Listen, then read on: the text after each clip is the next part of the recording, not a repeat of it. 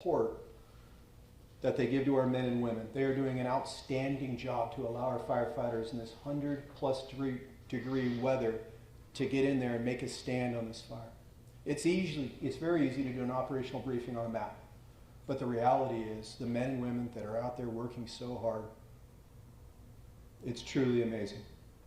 But this fire is still a danger. Yesterday I was worried about Angeles Oaks, Mountain Home Village. I was worried about Forest Falls. The fire was making an eastern movement, and it still has a possibility of doing that. We've been challenged by the weather.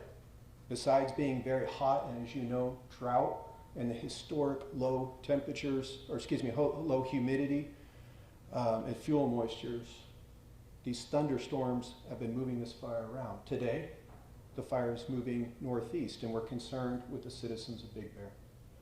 But just like we surge firefighters into Running Springs area to protect those homes, the County of San Bernardino Fire Department is prepared to do that for all our communities. But we can only do it in conjunction with our strong partnership with U.S. Forest Service and CAL FIRE and our city brethren, and I'm deeply grateful for that. Thank you.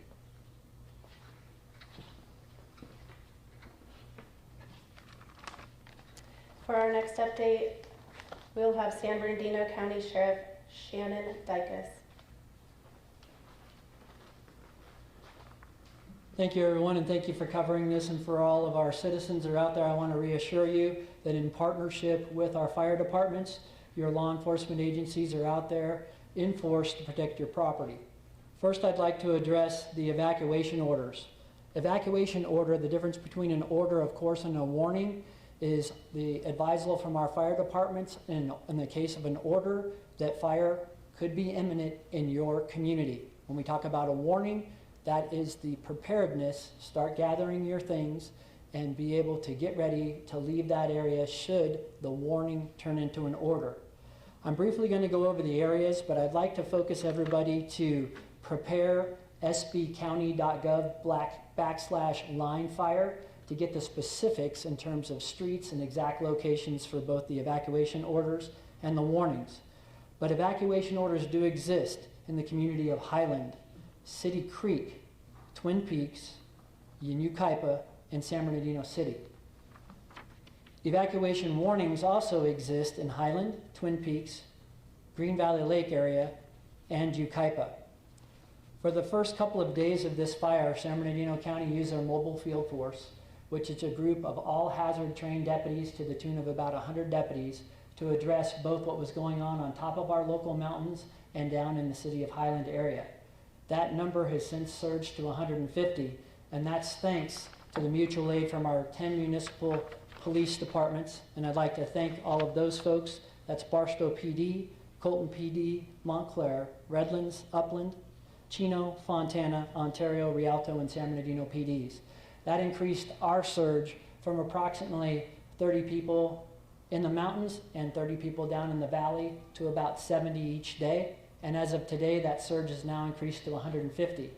And of the operational period this evening, we will almost be doubling those numbers with the National Guard, who have been pre-placed by the governor and state OES at the National Guard Armory in Ontario, and we'll be deploying them. What I'd like to explain is our strategy and how we're going to deploy all of those personnel and why it's important for our community to know this. Once we've evacuated an area, we'll be placing the National Guard in those areas to maintain security along with law enforcement units. But we've got to free up as many of those law enforcement units as we can. And the reason for that is those units are equipped with special sirens that many of our community members have seen. If they haven't, please go to the .com I mentioned earlier and make sure you watch that. It is a high-low siren. If for some reason the fire behavior is erratic, and it's been very erratic in this fire, that you will hear the deputies going through, and it'll be in Spanish and English with a high-low siren that is demonstrated on those sites. If you hear that, that means fire is imminent and you need to get out. So please heed the warnings, and certainly please heed the orders when they come around from your law enforcement officers. But I want to ensure all of our county neighbors, they're our friends. A lot of our personnel, both fire and law enforcement, have been evacuated also, and they're actively working this fire. Please know that all the law enforcement officers and the National Guard are going to treat your homes just like we treat our own homes. You can be rest assured that if anybody comes out, attempts to loot in this county, they will be arrested and they will be prosecuted. And we're going to be out there in force making sure that happens, including undercover units that may look like a normal person not knowing they're even law enforcement officer, and those type of resources will certainly be in play. Lastly, I want to share a personal message that was sent to me from our governor, and that was thanking each and every person that is on this fire, assigned to it, both fire and law enforcement, for protecting this community. And after the thank you, he also said, even though they've dedicated a number of resources, and I know they've issued a press release on those resources, but he committed to me that if we need anything else, they've got our back and they're going to take care of us. And I can't thank the governor and state OES enough to be that collaborative piece. We've been working on this together for several days and just making sure that this county is 100% ready. I'd like to thank all of our first responders on this fire, and please know that all of the law enforcement officers are there with you, and we will certainly do our very best to make sure that all your ingress and egress points are taken care of as you watch our firefighters do exactly what the fire chief said, is move throughout this county to wherever any of us are needed. Thank you. For our next update, it's going to be California Highway Patrol Lieutenant Nicholas King. Good evening. The California Highway Patrol, we're committed to the safe and efficient movement of the local residents safely off the mountain, and to make sure that our resources are able to deploy effectively throughout the mountain communities. Currently, we have some traffic control points in place where we're restricting all traffic. Along the 18 freeway, we have closure at 18 in Couple Canyon. The 330 highway is closed from Highland Boulevard, just at the base of the mountain, all the way up to Running Springs at Live Oak. And Highway 38 is closed from Bryant down in Yucaipa all the way up to Lake Williams, which is sort of on the southeast edge of Big Bear area. Some routes of egress are the Highway 18 that goes into the Lucerne Valley, north of Big Bear, and then Highway 138 that'll let you out by Silverwood Lake. We have units that will also be roving, trying to make sure that if stragglers come out of, say, some of the campsites or what have you, that we're going to try to get them directed to the quickest way off the mountain as well. So we appreciate any help that you guys can, anybody that's watching can give to get out of the areas as directed, so that we keep our firefighters in the fight.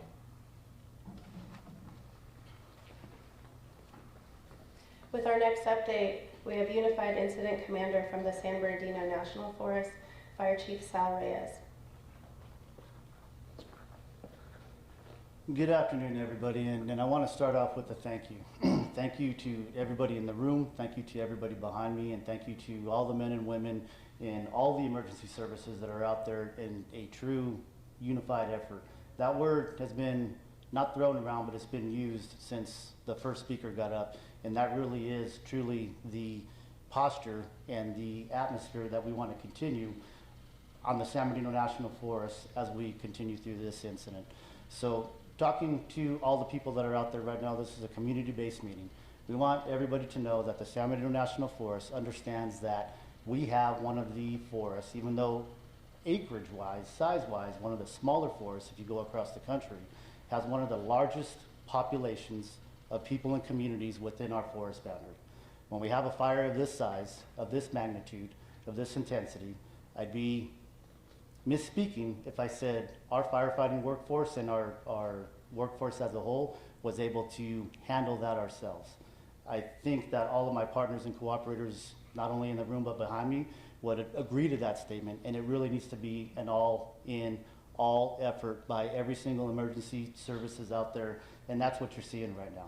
The San Bernardino National Forest is dedicated to the people in the community that live in it, surround it, not only for the homeowners and the livelihoods of the economic and social impacts that are currently happening, but also for the resource values that are out there, and making sure that we have a beautiful national forest as much as possible in the strategic planning that the very capable team members that are here, as they're working through how to put this fire out. We're also working future on how to make this forest get back to where it's at.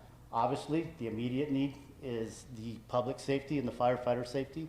I want to reiterate everything that's already been said right now.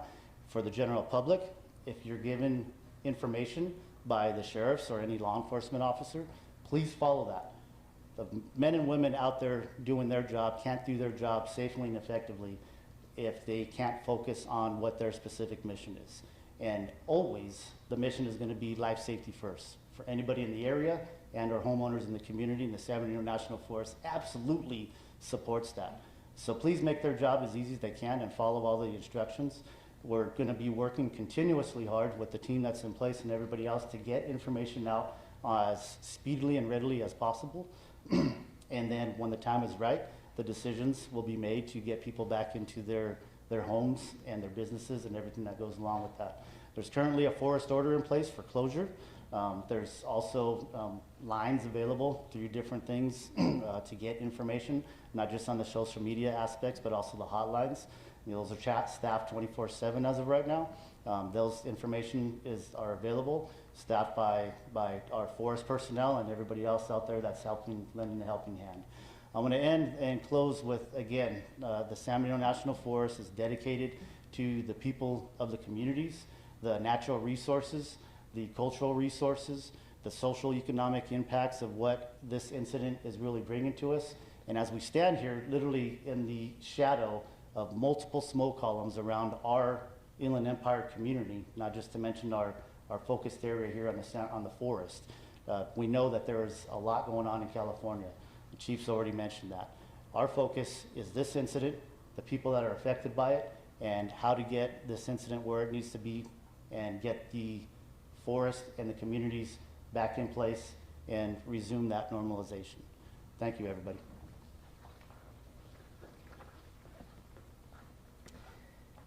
And next to speak is Unified Incident Commander from CAL FIRE Incident Management Team 3, Billy C. All right, good evening and hello. Obviously, over the last 72 hours, the heat wave that's been occurring here in Southern California, we've seen multiple wildland fires initiated. Obviously, there's 3 fires currently going on just here in the Southern California area. The one we're assigned to here, the line incident, with Incident Management Team 3, all our cooperating agencies, all our unified agencies working collectively with one key focus in mind. That's to serve and safeguard the citizens here in San Bernardino County and all the infrastructure and natural resources. We're working hard to mitigate this incident, but obviously we're being challenged by Mother Nature. The winds and the heat are creating dynamic fire behavior and conditions for our firefighters, and our #1 priority out on that line is to make sure that we take care of all those firefighters safely, efficiently, and effectively. So moving forward, over the next 36 hours, we still anticipate having adverse weather conditions and challenging our perimeter control and our firefighting efforts. We do have several hundred firefighters on order with additional resources coming in, along with the additional resources that are inbound for Southern California for the other 2 incidents that are currently active just in this general area. So just to repeat, this is a unified incident. It's a unified front. It doesn't matter what agency we're from. We're working collectively with one mission and one goal in mind. Thank you. Okay, at this time, we'll be answering some of the questions that you've provided us in the live chat. This is going to be for our Operations Section Chief. It's kind of a 2-part question. What direction is the fire headed, and what is in its path? Well, I'm glad this question was asked because this is our major concern. We have a big south-southwest wind that's coming, and over the next couple of days, we expect a fairly large growth in that northeast direction, as well as moving up that Santa Ana River drainage. So both the Santa Ana River drainage and the Bear Creek River drainage are our 2 big concerns, and we expect that fire growth to be fairly significant over the next 36 hours.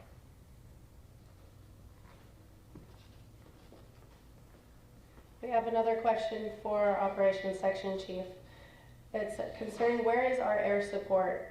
This is from a resident in the Mill Creek area. So it's easy to see when aircraft are up in the air or not up in the air, and it's a question that we commonly get on these incidents, but it's more complex than that. It involves our smoke conditions. We have to have clear air to fly. Over the last couple of days, we've had thunder cells that have come in through the area and produced over 3,700 lightning strikes and 300 down strikes. That has hindered some of our aircraft usage as well as our helicopter usage. But when we do have clear air, I promise you the first thing we're doing is getting aircraft up in the air, getting it to work, and working with our ground forces to help them secure whatever line we can and safeguard our communities. We had some air support up in that Running Springs area for a short period. It was driven off the fire through some pretty significant thunder cells, low visibility, and lightning. They flew as long as they could, sat down as soon as the thunder cells moved, they were back up in the air. We'll do the same thing over the next couple days, and the general message is if we have clear air and it is a priority part of our fire, we will have aircraft on that fire and on that division or in that area. Our next question is going to be for the sheriff.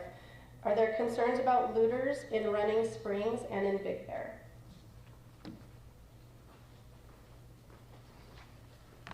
Right now, we'll have to see about the Big Bear area as far as whether it comes underneath a warning or an order, and we're not to that point yet. I know we're working closely with our fire partners in terms of those triggers that would trigger that for the folks in the Big Bear area.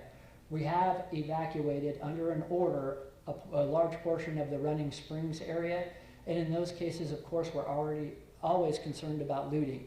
We've only had one case of a potential burglary or looter, and those subjects have been arrested. Just like I said, I am telling anybody right now, if you have an arrest warrant or anything and you enter these areas, we've had a number of arrests already. One in particular was a motorcycle rider on a stolen motorcycle that entered that way, and they are now in jail.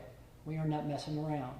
And like I said earlier, your homes are our homes, and we're going to be all over this. I don't have an overriding concern that there are looting crews or anything like that in our area. I know during our last snowstorms, we also experienced a couple of times where we had opportunists come in and try to take advantage of a few things, but not in large groups or anything. And we will certainly deal with those folks, and they will be behind bars, and we have a DA that will absolutely prosecute them. Thank you.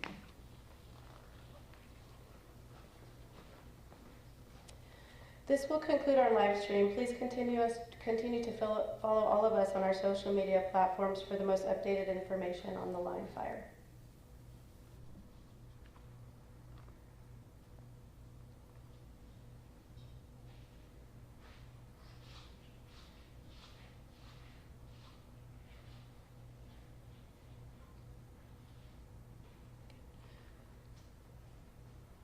Okay. So for the media here, now's your chance. If you have any questions for our panel behind. Is it possible to just go to the map and see where you expect this to go, say 12, 24, 36 hours, if you're able to kind of estimate? So progressing, some type of progression on the map. Correct. Thank you.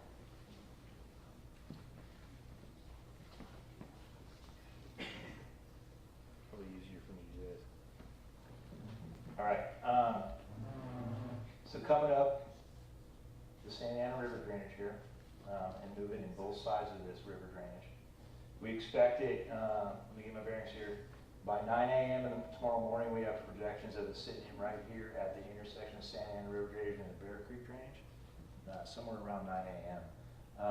From that point, we're looking at about a 4-hour progression to just about this area, second 4-hour progression to this area, third 4-hour progression right up in this area, right on the plateau. At that point, it's going to slow down a little bit. It's going to take about 8 hours for that progression from the plateau down into the lake area. And that's based upon our fire modeling with our projected winds. There's a lot of factors in there, and these are our projections, and this is what we're working off of. But we'll be doing that firefight where we can. But under tomorrow's conditions, it's going to be an extreme challenge for our firefighters to get ahead of this. So that's where we sit as far as fire progression. And I know that caller mentioned Running Springs. I mean, what does it look like, a mile or two? The line there is travel further north, or is it because it's moving to the northeast, it might be spared? So we definitely have some concerns in this area as far as that fire travel up in this direction. We have firefighters in here for the last 2 days working this section, and we've done some cleanup and some firing, some dozer work, some handline work, ton of stuff in here, some hose laser in here. We've done some cooling down. So we're really hoping we might have the occasional fire that pushes a little bit, and we'll have resources in that whole area doing structure defense the entire day. This section over here, where this fire has moved up over here, we will have some winds that affect that area. We're hoping to get this fired in and cooled down, which will take that eastern progression of this, which will run it under the arrowhead if it continues. So that's why we're stopping this here. This dozer break here is lined up kind of nicely for us. As that wind pushes up there, it should keep this fire in this drainage and move it to that east side of Arrowhead. And then we'll have crews up on that 18 corridor to hold it at that point as well. So we've got a great plan here, and that's the progression map we've got for this. But we're feeling really good about what we've done to prepare for this wind, and we're going to keep our resources out there fighting it the entire time. Who would be the person to ask about evacuations and whether people are complying, whether you have to worry about people still in their homes, even though they're under evacuation order?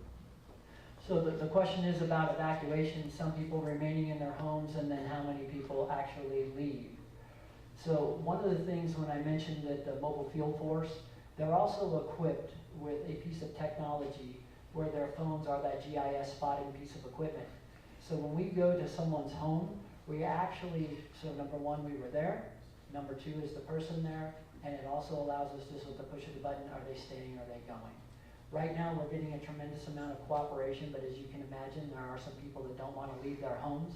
But the great thing about that piece of technology is we can share with our firefighters, those certainly who have remained, and if we do have that imminent danger that I talked about, that yes, your home is going to burn, and getting that high-low siren system in there, now we have maps that show where those people are contained, and we're certainly prepared for whatever this fire behavior is going to, that we're going to be dealing with in terms of the fire behavior. But the best thing anybody could do is prepare. In the morning, grab the things you need. There are lists on the website I mentioned earlier. Just please grab those things. Get out of the way of our firefighters. They'll get in there and they will do the amazing work that they do. But we have to clear those streets, take those warnings, and take those orders seriously so that you maintain safety for yourself and your family. And do you anticipate evacuation orders or warnings to go to the Big Bear area? And so how quickly might those come down? I mean, should people in Big Bear be prepared? Obviously, you've seen the progression. So I imagine somewhere when we get in the area of that plateau and the fire slows down, but yet it certainly looks like it's approaching Big Bear, we'll be working closely with fire. At any of the trigger points where they say we need to put Big Bear on a warning, we'll absolutely do that immediately. And then when it comes to the order, we'll actually do that and then be out going door to door and trying to track who's left and who's staying there.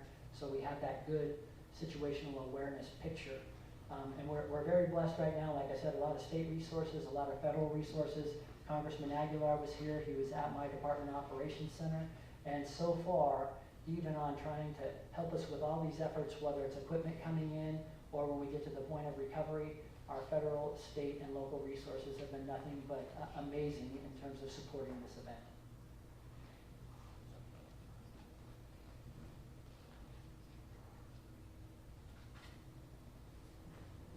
Are there resources for people with animals, maybe larger animals versus livestock, stuff like that?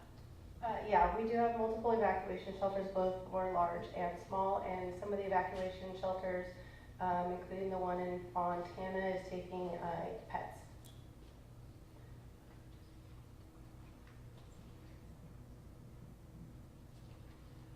So it's my understanding that Big Bear is under a warning. I know I talked about the tick marks, but it is under a warning right now. So we've already prepared that community to make sure that they are doing their thing.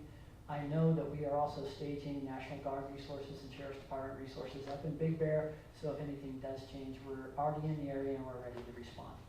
Can you guys pick that up? Would you mind, Sheriff, step into the microphone? Oh, absolutely. Our microphones are just set up there. Okay. I know a lot of roadways are shut down going towards Big Bear, coming out of Big Bear. How would those roadways be utilized were it to become an evacuation order? I'm guessing the the outward, the egress would be, those roads would be utilized in an event like that, is that right? No, you're absolutely right. So when we're talking about the Big Bear Area or any of our mountains, when we're talking about the north side, there are what we refer to on this side of the mountains, the back ways. We will make sure that the citizens know what ways are the clearest in order to get out of the Big Bear Area should this become an order. So we'll be clear about that. But right now, really the major roadway that's shut down is the 330. That's great for firefighters to be able to access. And obviously the original fire front was coming up and they were doing most of the fighting in that area of the 330. So right now, roadways are still open. That's why it's so important, especially at this time when you're under a warning, to get all of that equipment, personal pictures, and things that you cannot replace, put them in your car, and make arrangements to get out of the area so that we can do the work we do. Are you able to talk a little bit about FEMA coming down in the state of emergency by the governor, and just what that actually means for FEMA and the evacuees? Sure. Well, FEMA, that comes from the federal government in terms of those things. They issue a declaration. We did the emergency declaration here locally, but that allows us to, the federal government, to help pay for a lot of the things that you're seeing here and all this mobilization of both law enforcement and fire resources. We've started locally here at the state on the law branch side about 4 days ago when we first started having a few of these things kick off, had those conversations with them. Hey, this is what we have, this is what's going on. And that's when the governor proactively stationed the National Guard out there.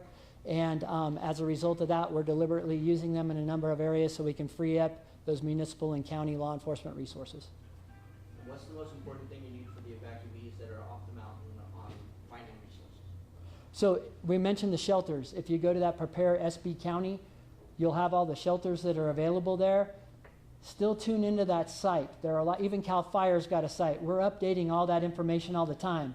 Everybody is going to be anxious to get back into their homes.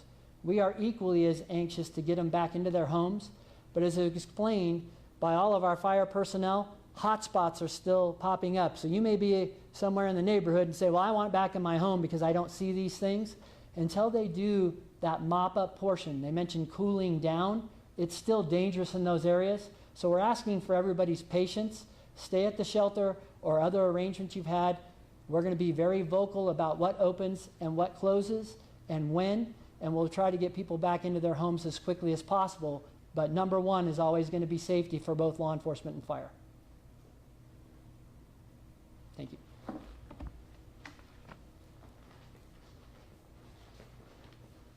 All right, that's going to conclude tonight's. Thank you guys for being here. Thank you so much. Is there a scheduled update, the next update? We'll put that out in the morning if there's going to be another for that day. Okay. So we won't know till that morning. So when so not tonight, this will be the last one for this evening? Correct. Okay. And do you anticipate an acreage or a number update at some point between now and tomorrow, or do you think it will hold? I have the latest update right now till tomorrow. The next one won't be till tomorrow morning, but for tonight's update, Yeah. you ready? Yeah. The fire's currently at 23,714 acres. That's 23714, and we're at 5% contained. Number of evacuees? That hasn't changed yet. Yeah. And our fact sheet will be out tonight in about 30 minutes. Thanks, you guys. Thank you all. Thanks, guys.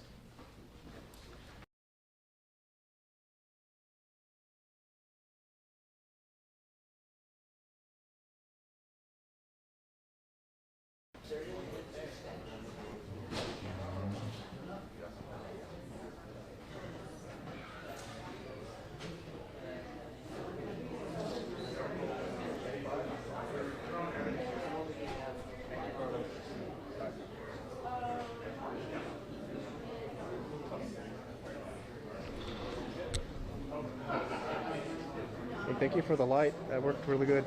Yeah.